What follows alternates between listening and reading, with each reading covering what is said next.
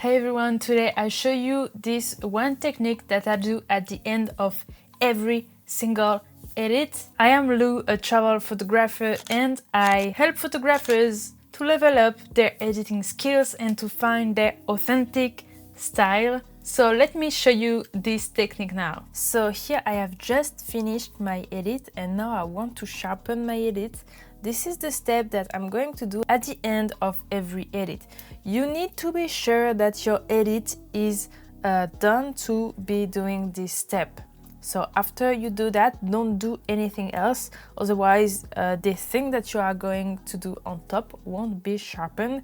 It might look weird on your image. So if you need to add something, you are just going to delete this sharpening layer and to do it again on top. It must be the very last layer in your edit.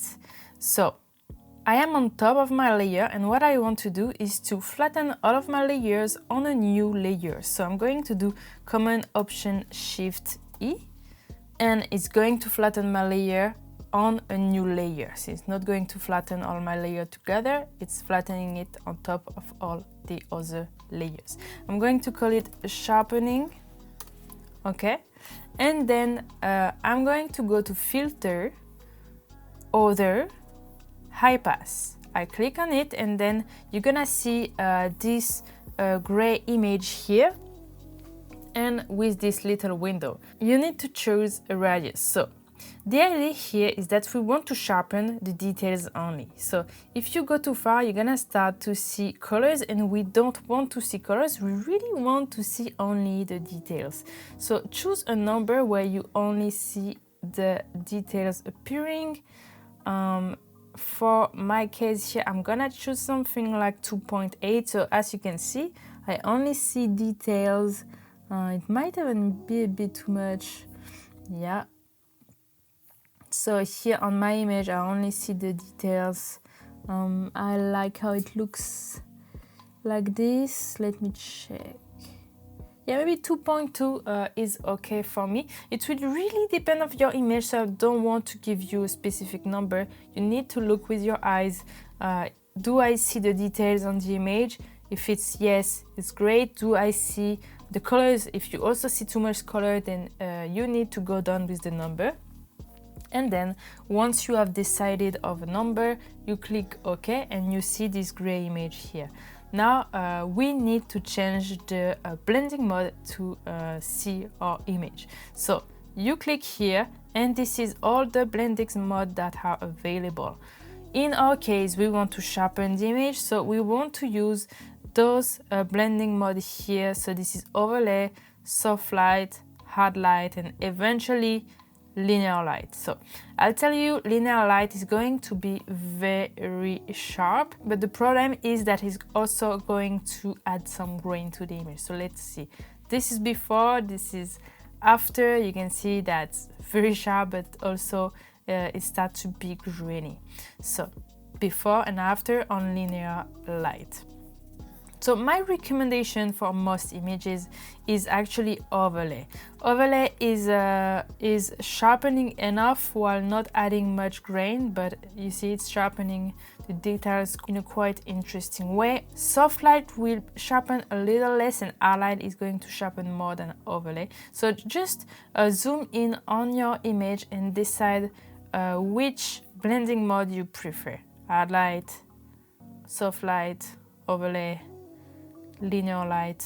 Okay, here I'm gonna choose overlay. And then I recommend you to don't sharpen the whole image. So to do that, you add a mask to this layer. So here I want to add a mask. Here I'm going to click here while holding Option or Alt if you are on a Windows. So I click and now I have this rectangle layer that is completely black. That means that my layer is not showing anywhere. So I'm going to take a brush on a white color, 100% opacity, 100% flow, and I'm going to go and brush on my mask everywhere where I want my sharpening layer to affect my image. So here, usually you want the layer to affect where you want the eyes to focus, where you want the eyes to see the most sharpened details. So here for me it's going to be the buildings here, and maybe the tree here, because I kinda like these details. Okay, and this is before and this is after. Look at the window here, because that's not your image, it's maybe not very easy to see. So look at the windows here, especially before and after. I'm going to zoom in for you. Before and after, you can see even on the leaves here that it does make a difference.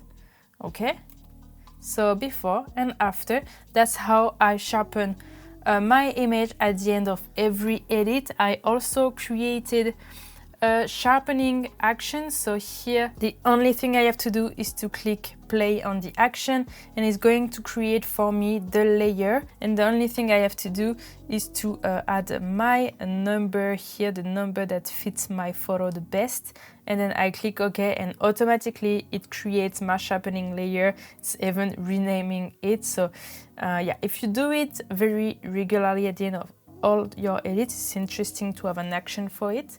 So yeah, if you're interested about this action, I sell it in the travel photographer toolkit, where there are 60 skies to use to do sky replacement. There is a stars brush, moon brushes, this sharpening action. I have another action that is a workflow action, and more things. I'll just add the link in the description in case you want to have a look.